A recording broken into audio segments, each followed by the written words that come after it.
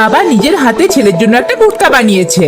বাবা ওটা ছেলেকে দিয়ে বলে, এই নে তোর দিওয়ালির গিফট, নিজের হাতে বানানো প্রথম পিস। ছেলে বিরক্ত হয়ে বলে, উহ বাবা, আমি এসব পরবো না। বাবা বলে, একবার তো খুলে দেখ, পছন্দ না হলে পরার দরকার নেই। ছেলে বলে, আমি কি তোমার কাস্টমার যে আমাকে পটানোর চেষ্টা করছো? সব বন্ধুরা শপিং মল থেকে ড্রেস কিনে পরবে, আর আমি এই ওল্ড ফ্যাশন কুর্তা পরবো? ছেলের কথা বাবার মনে অনেকখানি কষ্ট এনে দেয়, কিন্তু তবুও বাবা হাসি মুখে বলে, আচ্ছা তুই বল তোর কেমন পছন্দ, আমার এই জাদুর হাত দিয়ে তোকে ওইরকমই বানিয়ে দেবো। ছেলে বিরক্ত হয়ে বলে, জানি কি বানাবে, এখন আর মাস্টার মশাইয়ের যুগ নেই, এখন অনলাইনের যুগ, আমি অর্ডার করেছি এলে দেখতে পাবে। এটা শুনে বাবা খুবই কষ্ট পায়। কিছুদিন পর ছেলের অর্ডার করা ড্রেস চলে আসে। ছেলে পরে দেখে একটু লুজ আছে। এদিকে বাবার টেলারিং দোকানে কোম্পানি থেকে একটা অফিসার আসে, আর বাবাকে দেখায় বাবার বানানো কুর্তা মার্কেটে পপুলার হয়ে গিয়েছে, কিন্তু বাবা আর ওই কুর্তা বানাতে চাইছে না। তখনই ছেলে ফিটিং করানোর জন্য বাবা দোকানে আসে। ছেলের কুর্তা দেখে অফিসার বলে, আমাদের বলছেন আর পিস নেই, আর এদিকে ছেলেকে ওই পিসি পরিয়ে রেখেছেন।